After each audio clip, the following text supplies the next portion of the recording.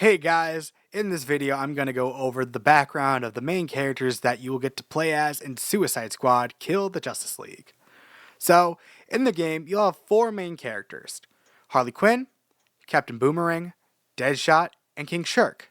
Now, it is important to know, if you don't already know, that every main character will be seen as a villain in the story turned to an anti-hero, which means that the roles are reversed in this game practically. The superheroes that we all know and love will be the bad guys. That puts us, as the player, in a very challenging perspective. Now, I'm sure you're asking one very important question. Who are these guys, and why am I playing as them? Let's fill you in.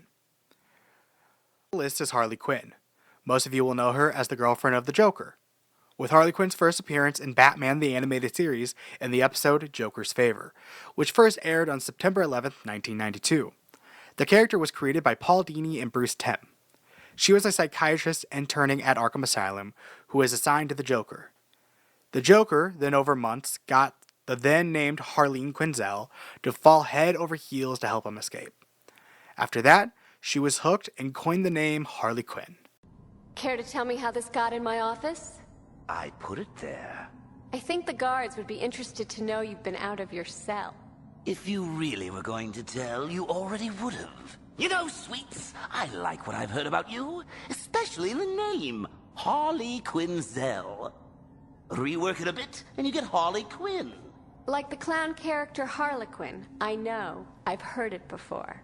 It's a name that puts a smile on my face. It makes me feel there's someone here I can relate to. Someone who might like to hear my secrets. Time and time again, she was abandoned, mistreated, and abused by the Joker, ultimately in favor of the Batman.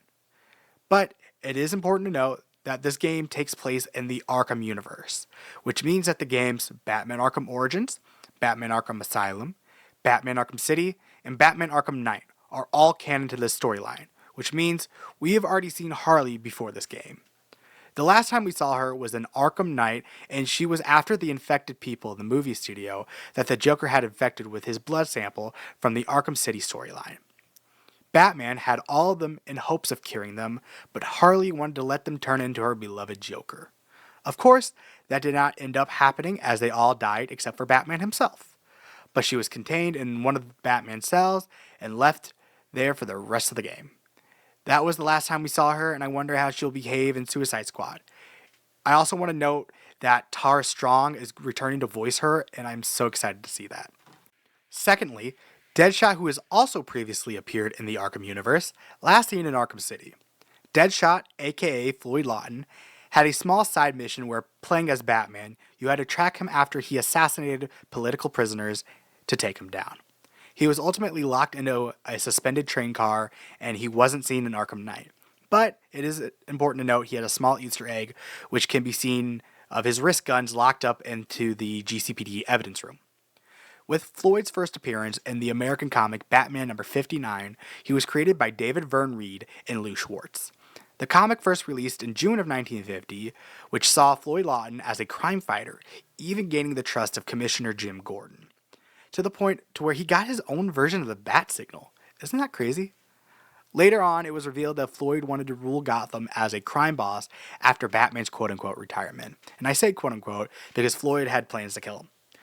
Ultimately, Floyd was stopped and started a career as a mercenary. This is Captain Boomerang, aka George Digger Harkness, first appearing in The Flash number 117, which was released in December of 1960. He originally developed a knack for boomerangs at a very young age, and was recruited to perform and as a promoter for a boomerang company, which was revealed to be owned by his biological father. He was ultimately ridiculed and turned to crime, where he continued to use boomerangs to his advantage. Being an enemy of the Flash, aka Barry Allen, and when the mantle was passed down, Wally West, it was able to stand toe-to-toe with these speedsters. It is important to know that Captain Boomerang is one of the two main characters on this list that has not had any appearance in the Arkham universe, so it is currently unknown how true to character they will stay for him. But he is ultimately out for himself as being a pretty unreliable bank robber, so you could say his ego is his end.